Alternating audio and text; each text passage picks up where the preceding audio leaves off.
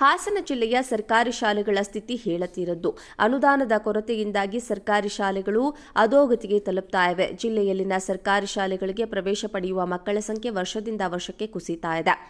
ಒಂದೇ ವರ್ಷದಲ್ಲಿ 7,000 ಮಕ್ಕಳು ಸರ್ಕಾರಿ ಶಾಲೆಯಿಂದ ದೂರವಾದರೆ 500ಕ್ಕೂ ಹೆಚ್ಚು ಶಾಲೆಗಳಲ್ಲಿ 10ಕ್ಕಿಂತ ಕಡಿಮೆ ಮಕ್ಕಳಿದ್ದಾರೆ.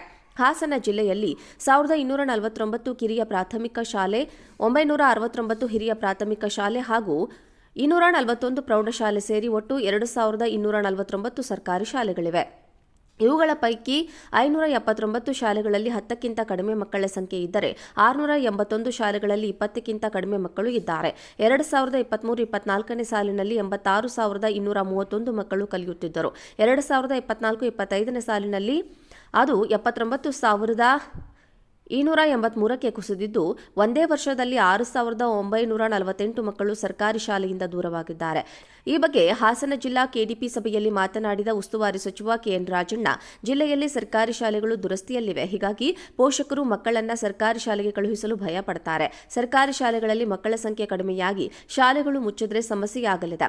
ಹೀಗಾಗಿ ಶೌಚಾಲಯ, ಕುಡಿಯುವ ನೀರು ಮತ್ತು ಕಟ್ಟಡ ಸೇರಿ ಸುರಕ್ಷತೆಗೆ ಆದ್ಯತೆ ನೀಡಬೇಕು ಎಂದು ಅಧಿಕಾರಿಗಳಿಗೆ ಸೂಚನೆ ನೀಡಿದ್ದಾರೆ. ಜಿಲ್ಲೆಯಲ್ಲಿನ ಶಾಲೆಗಳ ಅವಸ್ಥೆ ಕುರಿತು ಅಧ್ಯಯನ ನಡೆಸಿ ವರದಿ ನೀಡುವಂತೆ ಜಿಲ್ಲಾ ಪಂಚಾಯತ್ ಸಿಇಒ ನೇತೃತ್ವದ ಸಮಿತಿ ರಚಿಸಿ ಶೀಘ್ರವಾಗಿ ವರದಿ ನೀಡುವಂತೆ ಹೇಳಿದ್ದಾರೆ.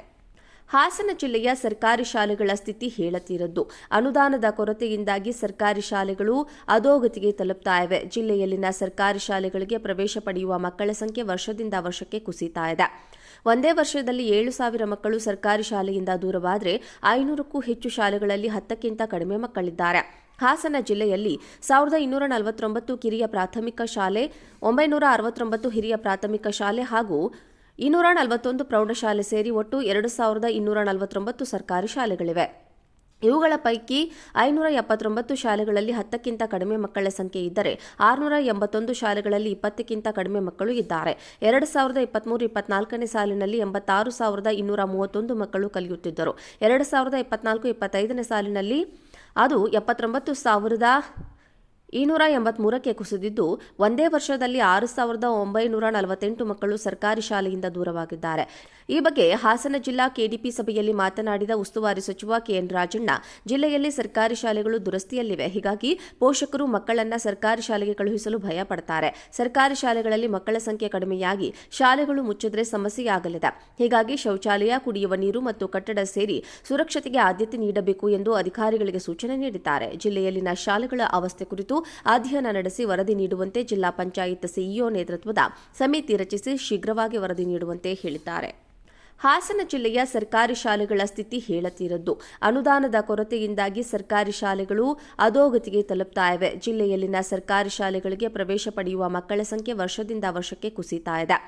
ಒಂದೇ ವರ್ಷದಲ್ಲಿ 7,000 ಮಕ್ಕಳು ಸರ್ಕಾರಿ ಶಾಲೆಯಿಂದ ದೂರವಾದರೆ 500ಕ್ಕೂ ಹೆಚ್ಚು ಶಾಲೆಗಳಲ್ಲಿ 10ಕ್ಕಿಂತ ಕಡಿಮೆ ಮಕ್ಕಳಿದ್ದಾರೆ.